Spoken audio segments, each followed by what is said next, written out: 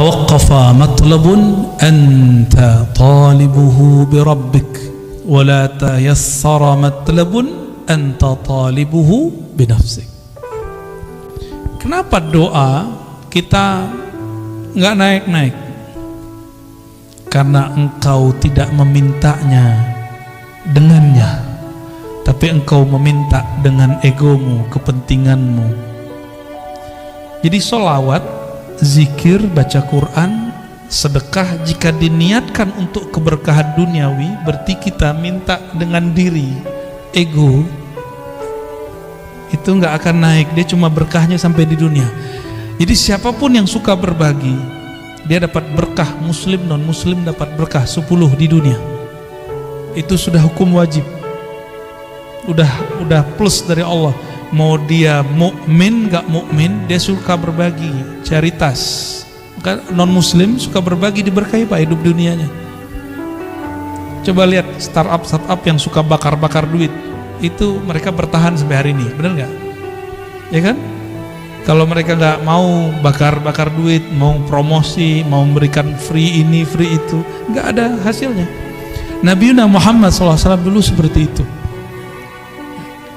Cuma yang dituntut itu jangan cuma mikirin nafs. Tubuh ini mau ditinggal. Apa masih kurang jelas?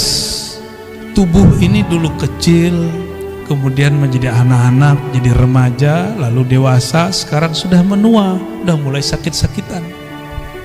Ini Donald Trump namanya Pak, Donald Trump Al-Fadani. Udah mulai sakit-sakitan belum? Punggung, kaki, duduk lama-lama udah mulai kesemutan.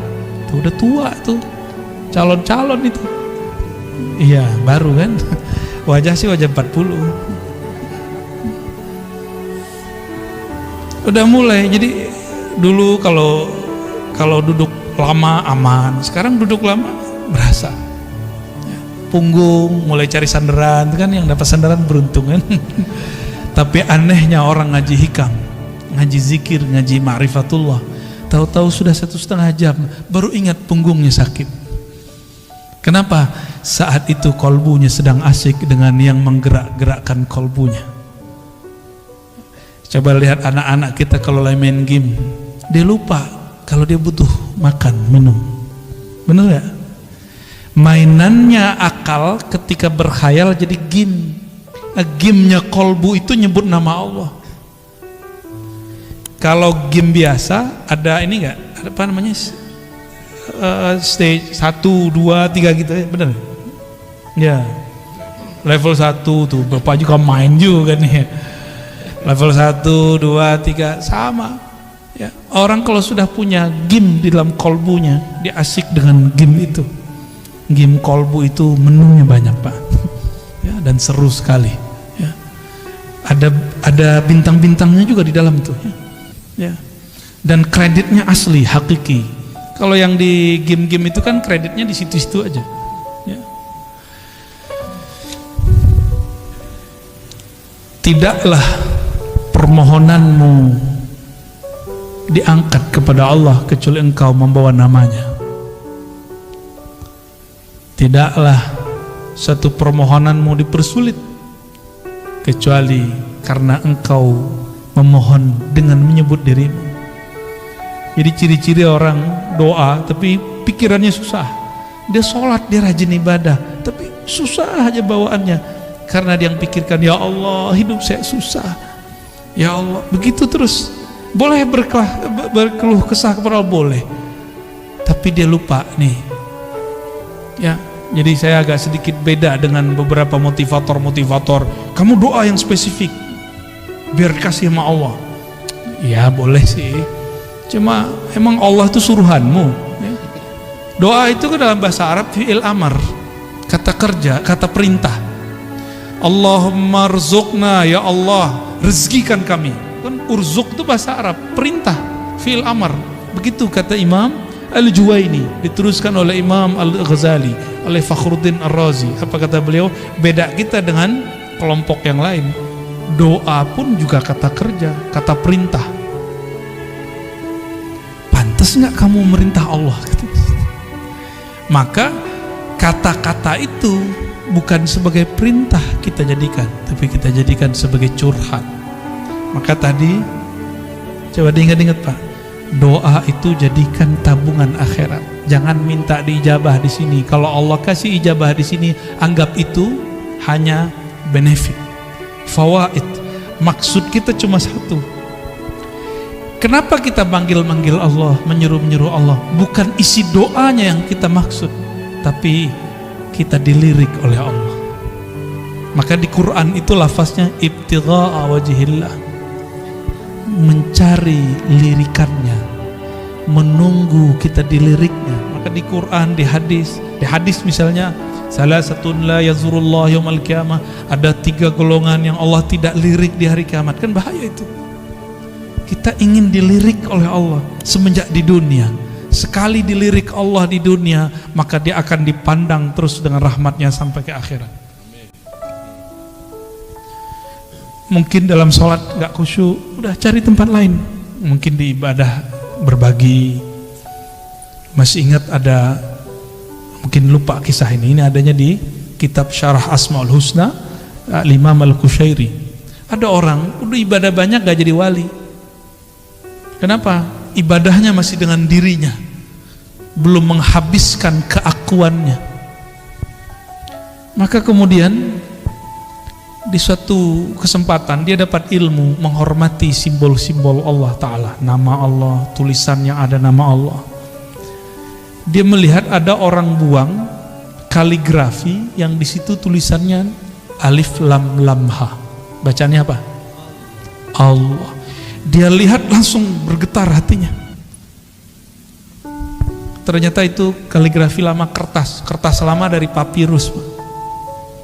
Dia ambil, dia bersihin, kira-kira joroknya udah hilang, kemudian dia ambil atau dia makan. Dia nggak mau lagi ini kaligrafi, nanti dibuang. Biarlah dimasukkan ke dalam tubuhku, hancur dalam badanku, daripada hancur di tempat yang jorok. Ya. Jadi kalau dia potong-potong satu-satu sehingga tidak menjadi lagi satu lafaz Allah. Malamnya dia tertidur dan dia bermimpi bertemu yang punya nama. Yang punya nama siapa? Allah. Apa kata yang punya nama? Wahai hambaku, karena engkau menghormati namaku, aku jadikan engkau kekasihku. Sholatnya belum tentu diterima karena dalam sholat masih ingat selain Allah. Sholawatnya pun belum tulus. Ternyata ketulusannya ada saat dia menghormati satu nama. Ya. Jadi kalau Quran jangan taruh di lantai, ya. Kecuali nggak ada tempat berdiriin Qurannya. Ya. Oh itu bukan Quran hakiki, iya. Tapi kan ada nama Allah, ada nama Rasulullah, para nabi di situ. Ya. Dulu ada satu dosen, nggak tahu di Jawa Tengah apa di Jogja, itu nginjek-nginjek Quran. Kata dia, ini apa? Ini bukan Quran, ini kertas. Diinjek-injek. Itu bahlulnya dia. Coba dia kalau berpikir, foto dia, nama dia dirobek orang. Masih ingat dulu Ahok dulu di demo orang, terus ada foto dia dibuat X. Nangis dia Pak, sedih dia. Udah pernah gitu belum? Oh kalau saya udah sering, antum lihat aja tuh di sosial media, wajah kita udah X semua orang. Tapi saya gak sedih, biasa. Emang saya pantas digituin, saya bukan orang suci, bukan orang yang mulia, pantas dihina. Kalau ada orang hina kita gak apa-apa. Antum mau hina aneh hari ini juga boleh. Hari ini jadi murid, besok jadi musuh, gak apa-apa, gak ada masalah. Yang penting Allah meridhoi kita, itu aja. Kita gak ada masalah. Mau dicoret 1000 kali juga gak apa-apa. Yang penting Allah yang menciptakan saya gak coret saya. Antum aja yang coret gak apa-apa ya. Kalau Allah gak coret, yang dicoret ntar siapa? Sedih Pak ya. Jangan bikin begitu. Yang masih punya Facebook nih, saya udah nggak punya Facebook. Di unlike sama orang aja jantungnya langsung ya kan? Nggak siap dibenci orang, maunya disenangi orang terus. Mau berjuang, mau jadi dai, mau jadi guru, mau jadi mujahid, nggak siap dibenci. Berhenti ente jadi mujahid, ya nanti jadi jahat. Kenapa? Salah satu perjuangan itu pasti dibenci orang. Salah satu perjuangan dakwah dibenci orang karena kebenaran yang kita yakini. Pasti. Dan itu sudah sunnatullah. Yang paling banyak dibenci siapa? Baginda Nabi Muhammad SAW. Ya. Sampai diusir. Kita beruntung dakwah kita masih dimudahkan oleh Allah di akhir zaman, ya. Masih dimudahkan, gak ada masalah kalau ada orang kemudian mempersoalkan, apalagi Pak pengurus, ya, jangan patah arang, jangan kalau kemudian mundur jika ada masalah. Biasa-biasa aja. Orang akan tambah dewasa jiwanya, akan terlatih kolbunya, akan murni kolbunya jika ketemu masalah.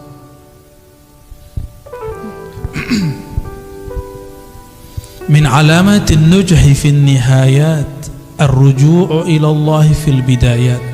Man asyraqat bidayatuhu asyraqat nihayatuh. Dua langsung. Apa ciri-ciri orang sukses baik di dunia ataupun di akhirat? Apa ciri-cirinya? Yang antum tahu? Apa ciri-cirinya, Pak? Ciri orang sukses? Itu mau setelah sukses. Waktu awal dia berjuang, awal dia sekolah, awal dia berdagang, berbisnis, kerja, ini bakal sukses nih. Ciri-cirinya apa? Rajin masuk kerja? Belum tentu. Udah banyak yang rajin 20 tahun, ya, masih gitu-gitu aja hidup, ya. 20 tahun baru lunas rumahnya kan, berarti belum masuk.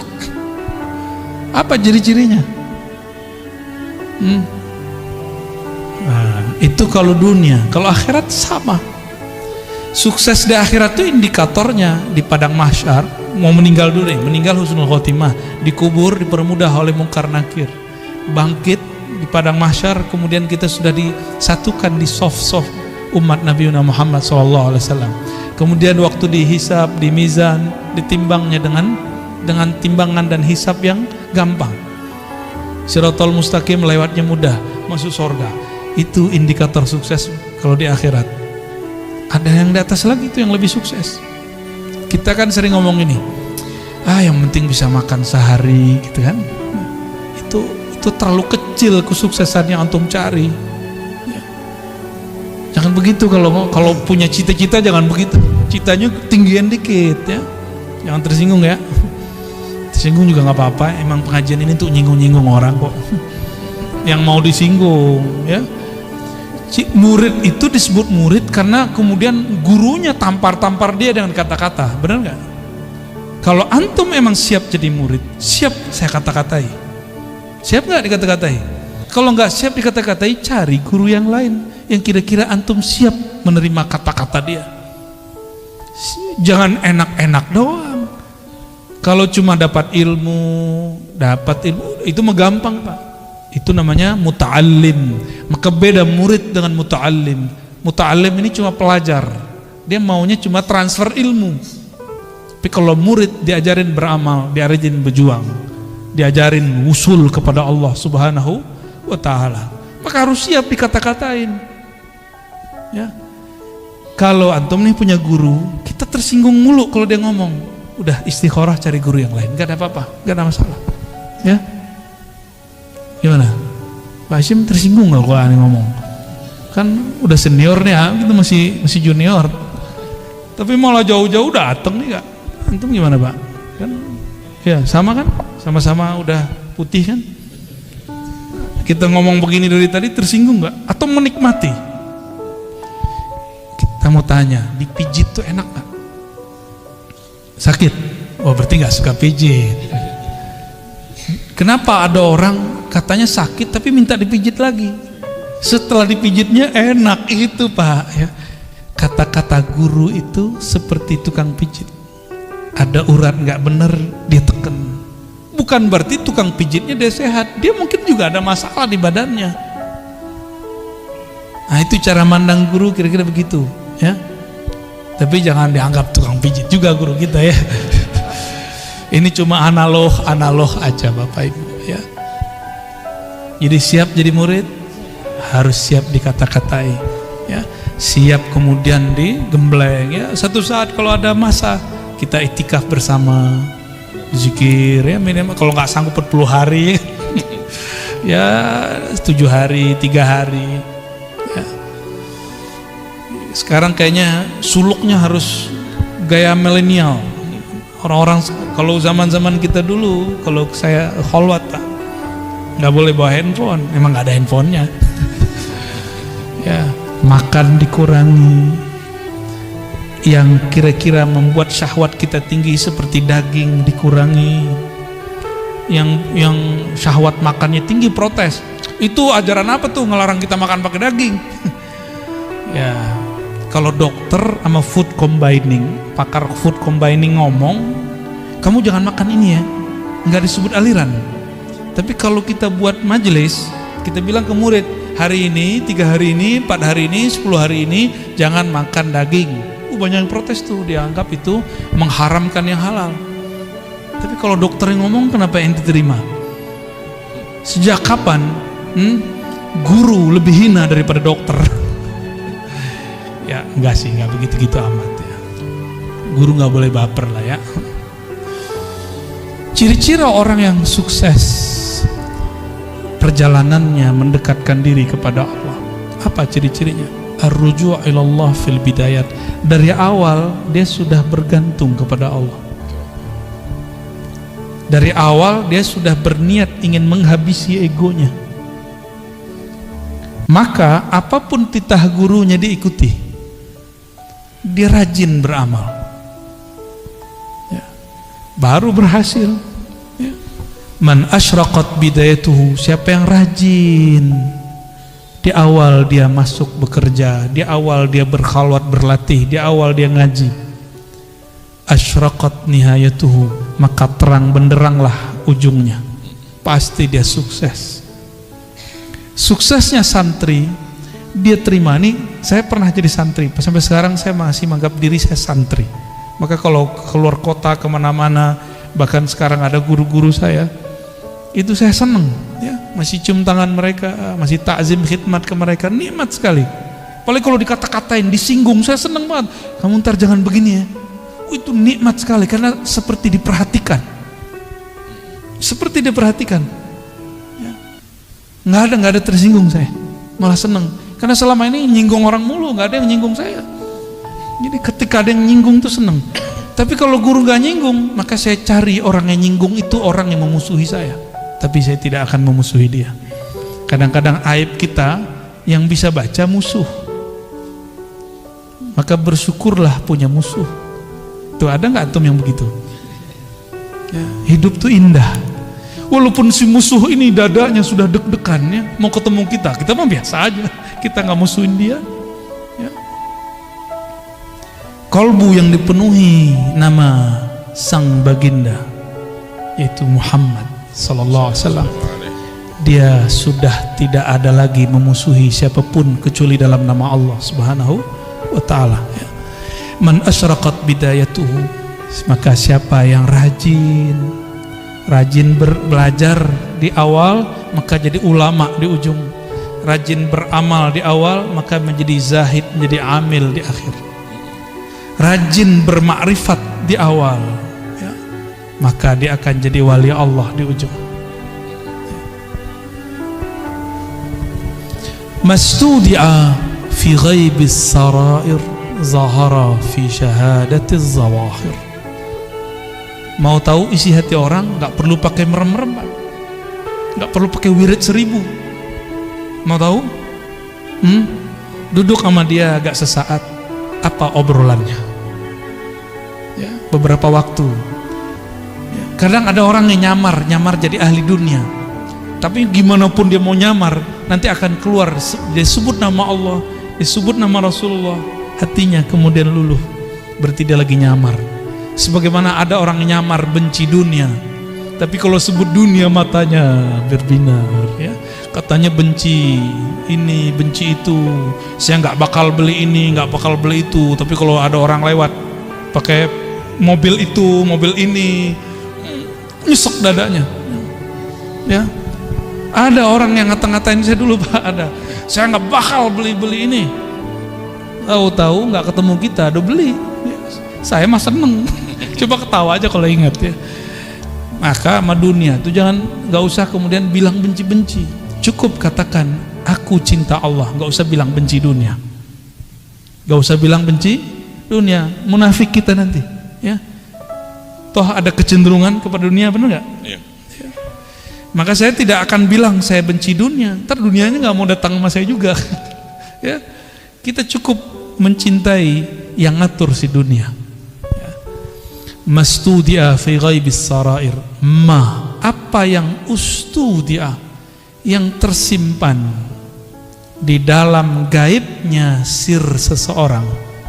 Di dalam diri kita ada sesuatu kalimat cinta benci yang tersimpan, zahara fi syahadati zawahir, akan muncul, akan keluar dengan persaksian yang zahir, baik dari kerut wajah, cahaya muka, lidah, kata-kata, kecenderungan hati, dan lain sebagainya. Itu akan muncul, ya. Itu pertanyaan kita tadi. Kalau dalamnya teh, pasti keluarnya teh. Kalau memang di dalamnya bertahta nama Allah, pasti keluarnya tentang Allah. Jika di dalamnya tentang Nabi Muhammad, pasti keluarnya kerinduan kepada Nabi Muhammad. Jika di dalamnya bukan dua nama ini, maka pasti yang keluar itu syattan baina may yastadil. Nah, ini bagian terakhir ya. Ini ngebut nih Pak, biar cepat selesai hikamnya. Karena kalau pakai model yang sebelumnya, yang mulai jam 12 sampai jam 3, itu satu bisa 1 jam, bisa 2 jam, bisa 3 jam, bisa sehari semalam. Nah, ini kita kebut karena ada orang yang nggak sabar pengen cepat khatam. Syattan baina may yastadillu bih aw yastadillu alaih.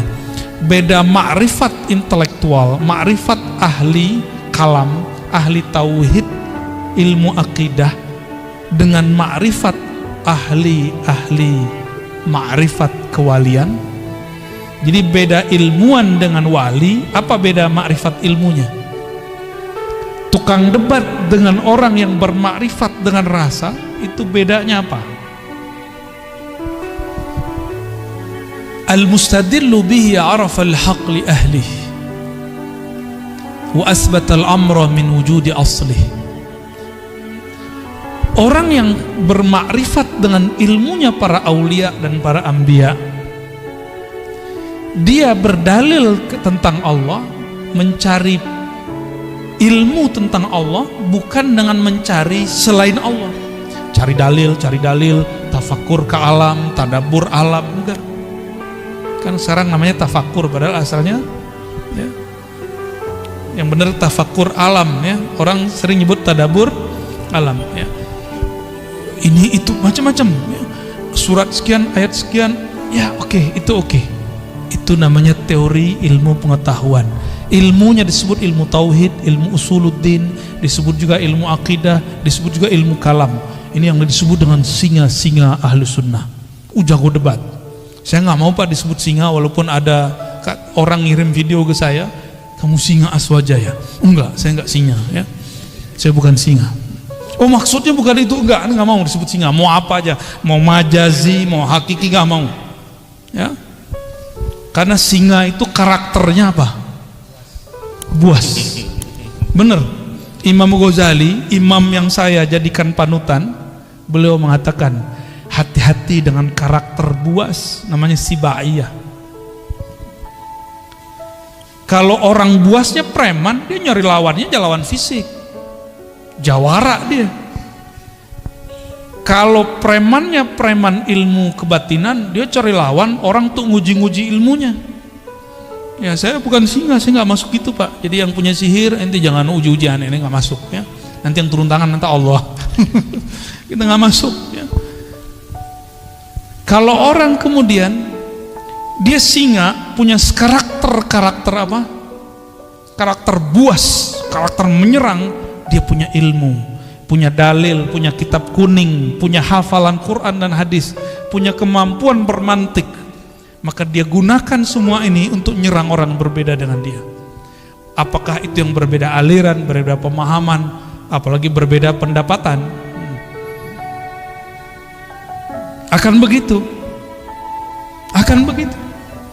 Berbeda kemasyhuran, bagi dia musuh. Itu karakter buas itu begitu. Beda popularitas, serang dia. Ya, beda paham dikit, serang dia. Akhirnya saling serang. Enggak, saya mohon maaf, tolong jangan sebut-sebut saya singa Ahlus Sunnah. Kita pun belum pantas disebut benar-benar Ahlus Sunnah. Kita sedang belajar mempraktekkan, mengamalkan ajaran Ahlus Sunnah. Oh, kalau ada orang mengatakan dia benar-benar Ahlus Sunnah, silakan. Saya justru sedang belajar mempraktekkan itu. Ya, sedang berusaha bermujahadah. Kalau ada yang sudah jadi panitia kebenaran Ahlus Sunnah, silakan. Saya nggak masuk, ya. Kita nggak ada urusan dengan itu. Dan jangan ikut-ikutkan Ar-Razi, ya. Kita nggak masuk.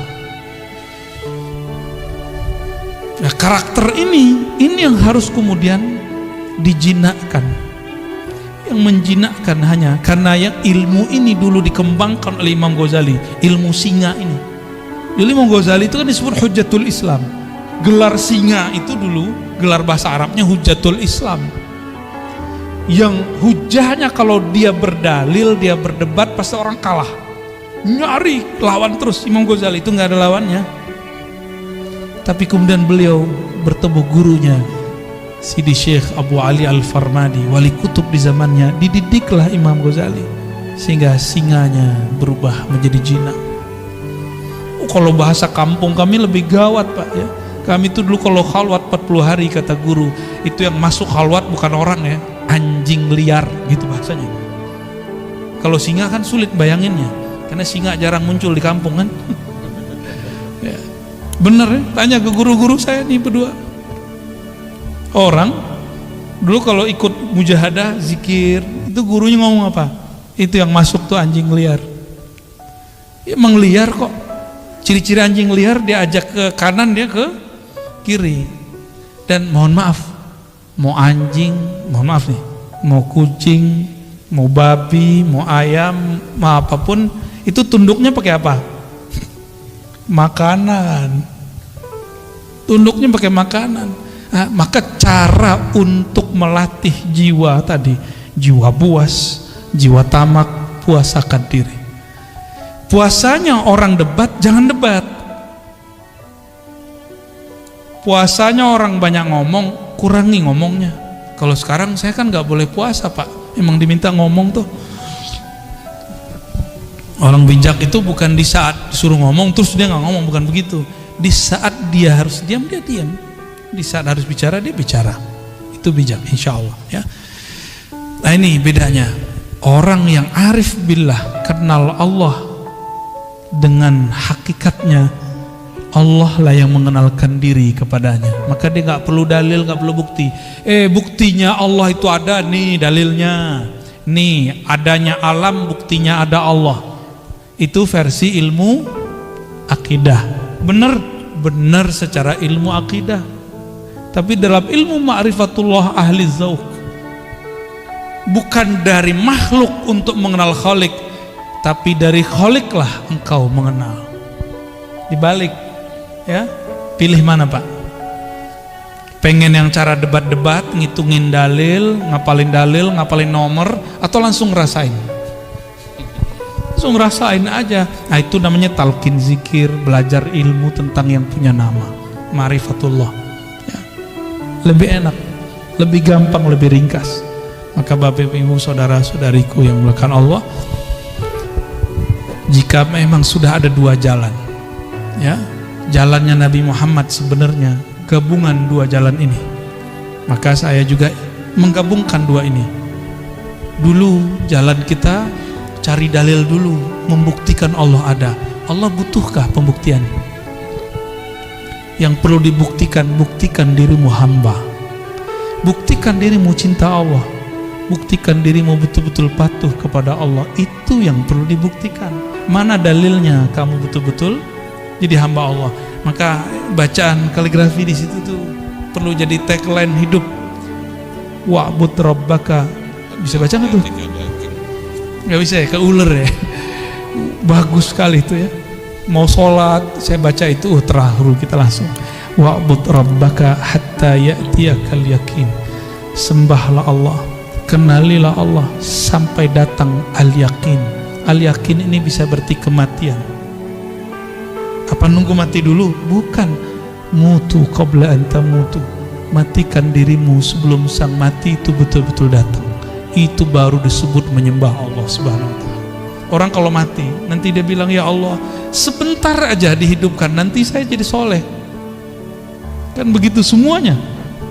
Kayak kita lagi ujian, terus pas ngelihat ada 10 soal esai, mau bilang ke pengawas, Pak, Ibu pengawas, sebentar aja saya mau lihat buku, diizinin enggak? Di dunia aja begitu disiplinnya, masa di akhirat enggak? Mumpung ujiannya belum ada, ujiannya nanti cuma 2 pertanyaan dari malaikat Munkar Nakir, itu pengawas ujian di alam barzakh. Pertanyaannya 2. Man rabbuk? Siapa yang engkau jadikan Tuhan? Siapa Tuhanmu? Yang kedua, ditunjukkan satu wajah. Ini siapa? Tuh, kita belum pernah ketemu yang kedua itu. Pernah ketemu, antum aja yang lupa. Maka cari, ingat dia sekarang. Caranya hidupkan majelis maulid, sebut-sebut namanya. Jangan hanya bernyanyi, melakukan, tapi kita undang juga, kan ada yang bersolawat, ada ustadz yang menceritakan isi solawat itu. Apa yang dibaca, sehingga nama-nama yang disebut di situ masuk ke dalam hati. Itu anjuran. Jadi idealnya majelis solawat begitu. Ya, kalau mengundang orang, request, menceritakan apa yang ada di kitab Barzanji, di Ba'i, itu yang kita minta ya. Jadi membaca, dengerin di Ba'i itu betul-betul berasa di kalam kolbu. Bapak Ibu saudara-saudari dimuliakan Allah, semoga makrifat kita sudah naik kelas. Bagus dalil A, B, C, D, tapi semoga nanti dalilnya adalah Allah itu sendiri. Apakah namanya, apakah perbuatannya, apakah sifatnya, apalagi zatnya yang datang mengenalkan diri ya.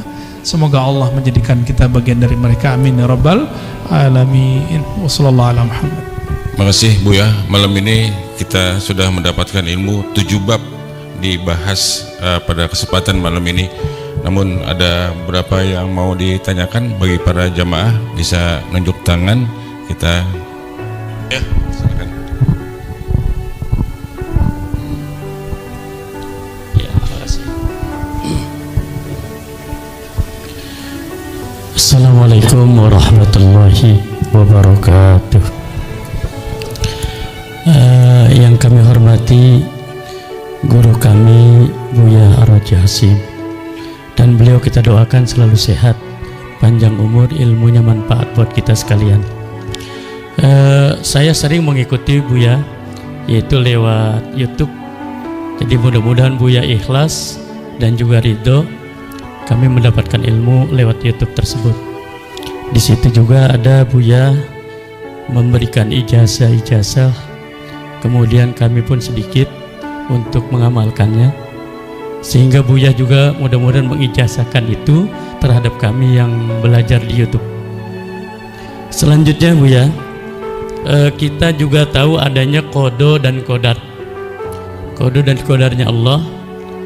Kemudian kodo itu ketetapan Allah sejak zaman ajali, kodar setelah zaman ajali. Lantas ada diantaranya tentang ajal, kemudian rizki, termasuk di dalamnya jodoh dan juga nasib. Lalu di situ juga ada qadar, ada yang mu'allaq dan juga ada yang mubrom. Kalau yang mu'allaq barangkali sudah tidak bisa diusahakan lagi. Yang mubrom ya. Kalau yang mu'allaq itu masih bisa diusahakan. Kira-kira untuk rizki ini termasuk yang mu'allaq ataukah yang mubrom itu? Rizki. Karena dan juga termasuk di sana nasib. Baik. Gitu. Berikutnya pertanyaan saya sebenarnya cuma satu, paling A, B, C gitu. Itu cukup dulu. Oh gitu. Takut nggak bisa jawab semua. Oh iya. Ini dulu boleh silakan. Baik. ijazah-ijazah yang kita sampaikan dalam kajian-kajian itu silakan diamalkan, kecuali talqin. Talqin harus ke ahlinya.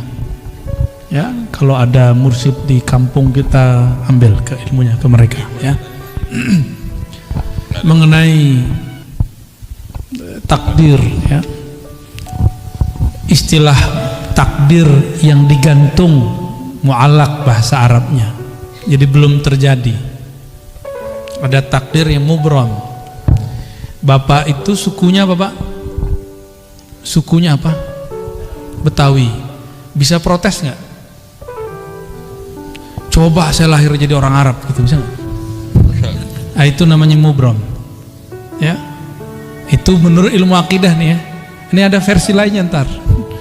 Karena kalau dalam kitab begitu aja, yang kitab ilmu akidah. Tapi dalam kitab ilmu ma'rifatullah itu lain lagi. Ada yang lebih dalam dari itu. Kita ini ditakdirkan hidup di akhir zaman. Bisa nolak nggak? Bisa nolak? Udah terima aja. Itu namanya takdir mubram. Lahir pengennya kulit kayak orang Korea, ya. Ya, nggak enak juga kali. Tapi ternyata lahir kulit sawo, ya. So mateng apa telur mateng? Nggak jelas ya. Kita nggak bisa protes, udah begitu aja. Apapun yang dia mau, bagi saya, mohon maaf. Jadi itu versi ilmu akidah. Semua takdir itu mubram bagi saya. Suka-suka Allah lah. Takdir mu'allaq itu ternyata sebenarnya mubram juga. Kenapa? Dia masih digantung, tapi kan haknya Allah. Mungkinkah takdir digeser? Mungkin.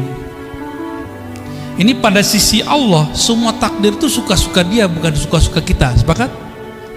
Takdir itu terbitnya dari kudrat iradat Allah, maka mutlak milik dia, nggak usah atur-atur. Makanya di dalam hikam awal-awal, arih nafsaka minat tadbir, jangan kamu urus yang tidak perlu kamu urus. Ahli akidah mencoba menteorikan itu karena banyak orang protes.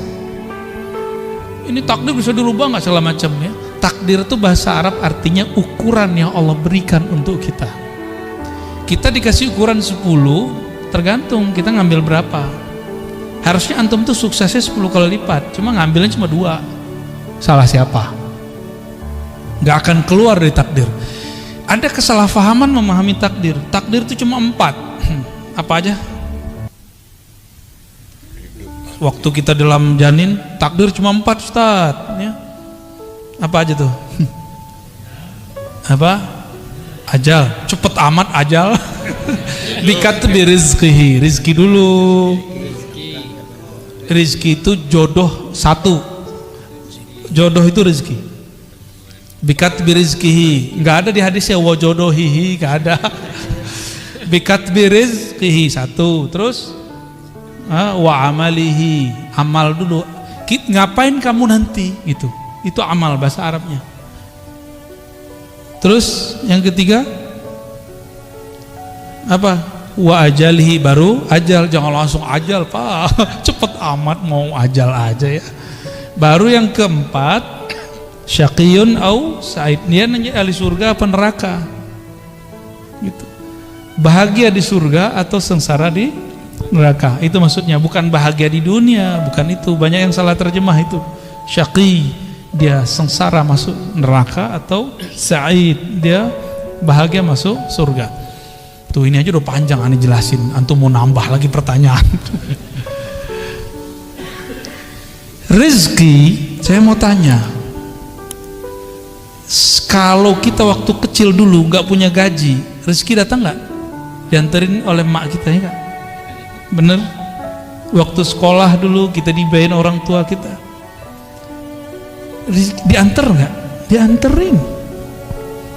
Dianterin rezeki itu. Cuma karena setiap hari kita melihat orang berangkat kerja, pulang, berangkat, pulang, orang mengira rezeki dicari. Sejak kapan rezeki dicari?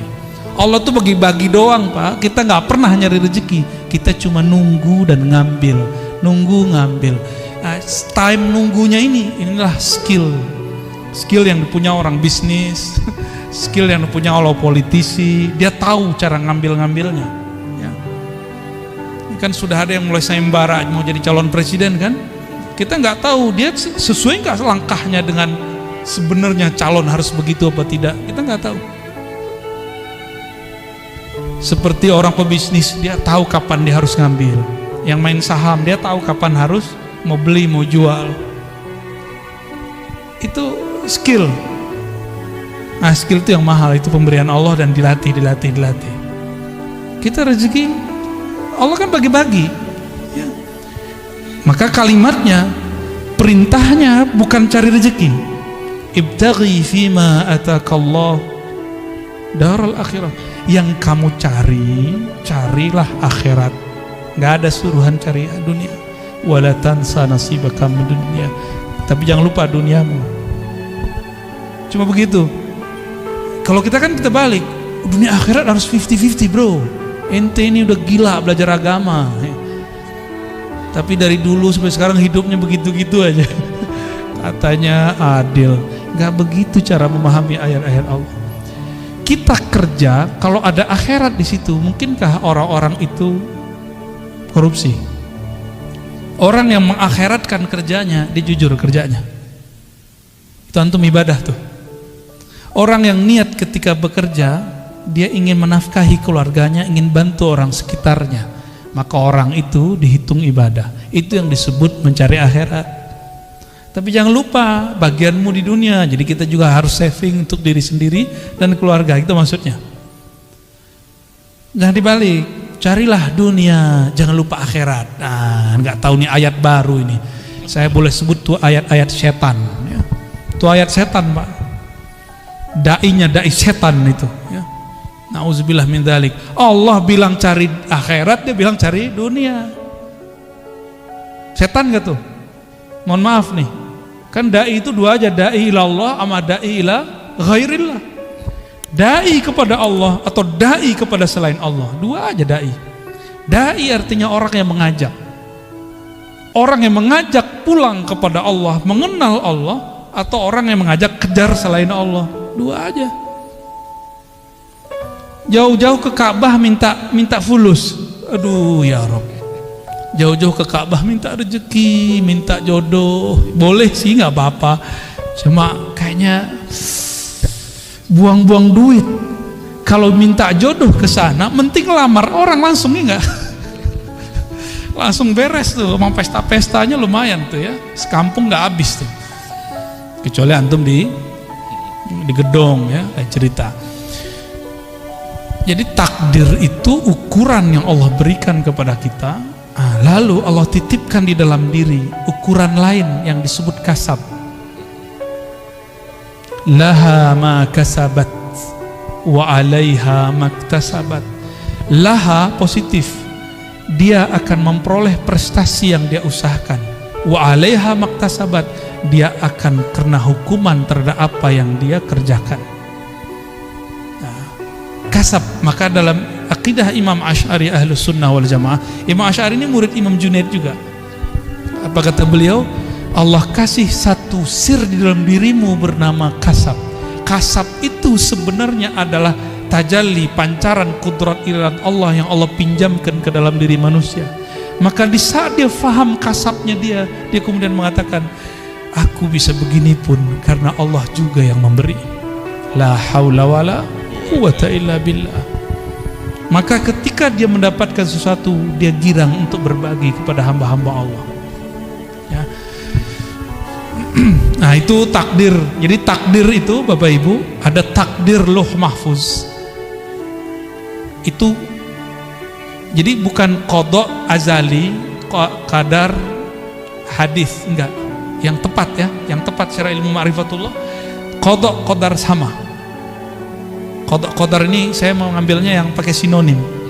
Itu tertulis di Lauh Mahfuz. Lauh Mahfuz itu, lauh bahasa Arabnya papan tulis. Cuma kan yang di langit itu bukan papan, Pak. Ya, makhluk yang tercipta dari nur, tapi di situ tertulis. Ada lembaran-lembaran seperti dedaunan-dedaunan cahaya, di situ tertulis. Ini namanya Pak Fulan, Ibu Fulan. Puan Fulan, Tuan Fulan, tulis di situ. Namanya sudah ada. Oke, itu makhluk nggak? Lauh Mahfuz makhluk nggak? Maka takdir yang tertulis di Lauh Mahfuz semuanya makhluk. Cuma bedakan, ilmu Allah makhluk nggak? Ilmu Allah bukan. Ilmu Allah azali. Jadi yang azali itu ilmu Allahnya, sedangkan suratan takdirnya bukan azali. Azali itu tidak berawal, tidak dicipta, itu azali. Semoga pusingnya. Tuh, salah siapa nanya bab begituan? Ya. Namun apa kata Allah? Kataba ala nafsihi rahmah. Di Lauh Mahfuz tertulis hukum takdir. Orang yang baik dapat balasan kebaikan, orang begini ya begitu. Itu hukum takdir. Sebab akibat itu Lauh Mahfuz. Hukum sebab akibat. Jadi adakah hukum sebab akibat di dalam Islam? Ada.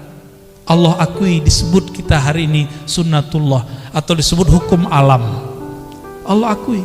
Tapi kataba ala nafsihi rahmah. Allah tetapkan pada dirinya, pada zatnya rahmah, kasih sayang, mengalahkan semuanya. Mengalahkan semuanya. Allah nih.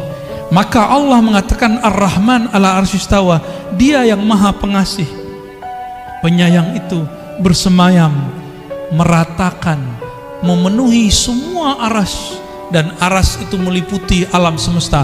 Tubuh ini diliputi oleh aras Allah. Tubuh antum semua diliputi oleh aras Allah. Aras itu diliputi Ar-Rahman. Berarti diri kita ini di sisi arasnya Allah itu liputan rahmat. Jadi jangan bawa hukum takdir ke Allah, namanya keadilan. Jangan cari keadilan kepada Allah, jangan cari hukum sebab akibat kepada Allah. Kalah kita. Sama sholat yang tadinya kita nggak diterima. Maka Imam Asy'ari bilang, jangan pernah cari keadilan Tuhan, minta rahmat Allah. Itulah Nabi ngomong, kamu masuk surga bukan dengan amalmu. Karena kalau amal keadilan, hukum keadilan, jangan pernah minta keadilan Allah. Masuk surga itu karena rahmat. Dapat hidayah, jadi wali Allah, jadi kekasih Allah, dapat ilmu itu karena rahmat. Ciri-ciri orang dapat rahmat di kolbunya, tidak ada lagi rumus-rumus kebencian. Gimana? Di kolbu kita sudah begitu belum? Katanya baca bismillah tiap hari. Imam Syafi'i kenapa mewajibkan baca basmalah bagian dari Fatihah? Baru berharap orang-orang yang bermazhab Syafi'i, murid-muridnya nanti kolbunya dipenuhi dengan Rahman dan Rahim. Maka saya berdoa semoga kita, saya dan yang hadir semua yang bermazhab Syafi'i ataupun yang tidak Syafi'i, yang selalu melazimkan baca Bismillahirrahmanirrahim, semoga kasih sayang Allah tumpah ruah dalam kolbu ini. Amin. Kalau sudah penuh di ini, dalam kolbu ini nama Allah, keluarnya pasti sayang, sayang, sayang. Bukan benci, benci, benci. Ya, Allah mamla qulubana birahmatik. Ya Allah yang maha penyayang, amin, yang kasih sayangnya meliputi arasnya, amin. Tubuh kami apalah dibandingkan arasmu ya Allah, amin. Ya Allah, engkau menyebut nabimu dengan rahmatan lil alamin, amin. Dan engkau menyebut bahwa engkau akan memberikan posisi yang tinggi untuk nabimu rahmatan lil alamin. Wa sallallahu ala sayyidina Muhammad walhamdulillah rabbil alamin. Al-Fatihah. A'udzubillahi minasyaitonir rajim. Bismillahirrahmanirrahim. Ya nabdu ya suratul lazim. Alhamdulillah rabbil alamin. Amin amin rabbil alamin. Istajib da'awatina bi sirri suratil